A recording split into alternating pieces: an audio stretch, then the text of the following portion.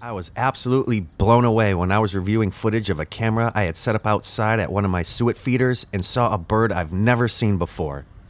And once I researched what it was, I was even more awestruck that they are everywhere in every state across the United States, even into southern Canada, and I didn't know. They're so skittish that they could be in your woods right now and you'll never see them. I only got lucky because it was wintertime and food options were limited, and I was still inside, but the camera was rolling outside on this suet feeder. But you too can get lucky and see for your very own eyes the brown creeper.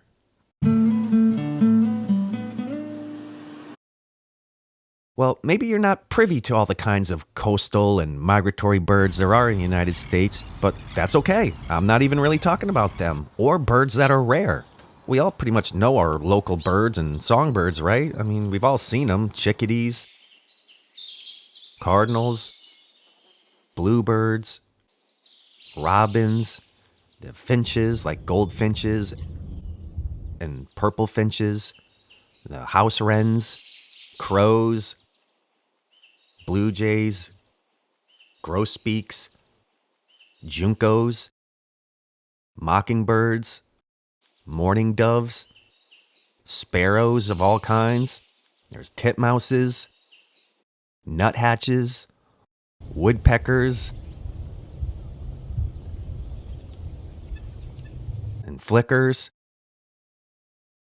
And although rare, I still see towhees and orioles. So where did these guys come from? How did we miss them all this time? They're in the woods all around this, yet we never get to see them. It seems you might even have an easier time coming across an owl. It's just the nature of these brown creepers to be very skittish and elusive. But just look how well camouflaged they are.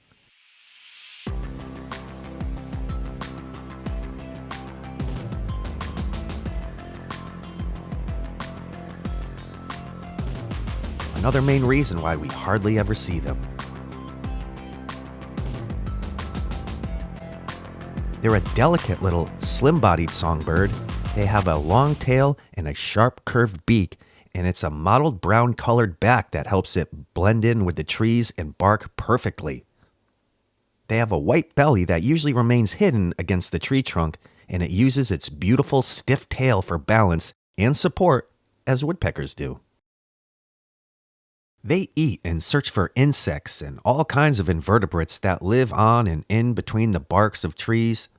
They'll start from the bottom and zigzag their way up a tree, probing in amongst the bark with their beaks, and then they'll fly down to the bottom of another tree and start that process over.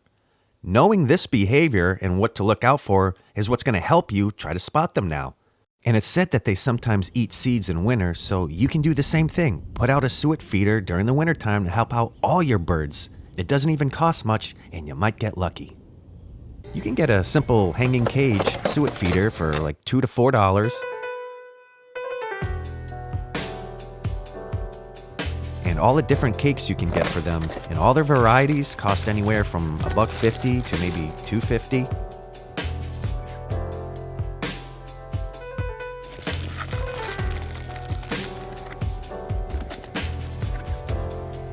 Whether you luck out or not and get to see a brown creeper, you will no doubt get to see and help out all the woodpeckers in your area and the many other beautiful birds, and watch their colors change.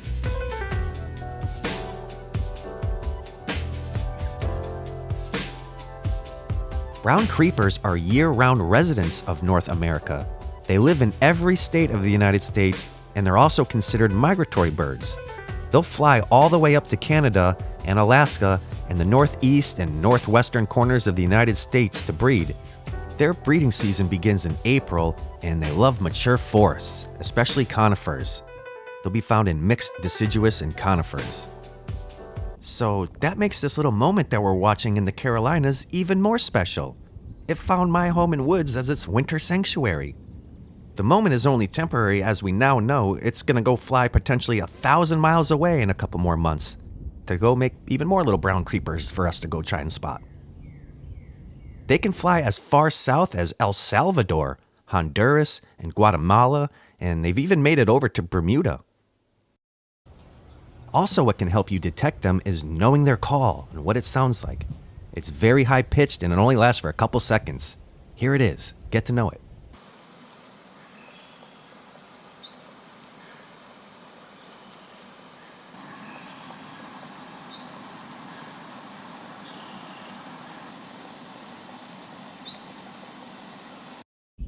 House wrens can look similar to brown creepers and they can scale a tree the same way, but they're a different color and they have different tail feathers, so you can try to tell them apart that way.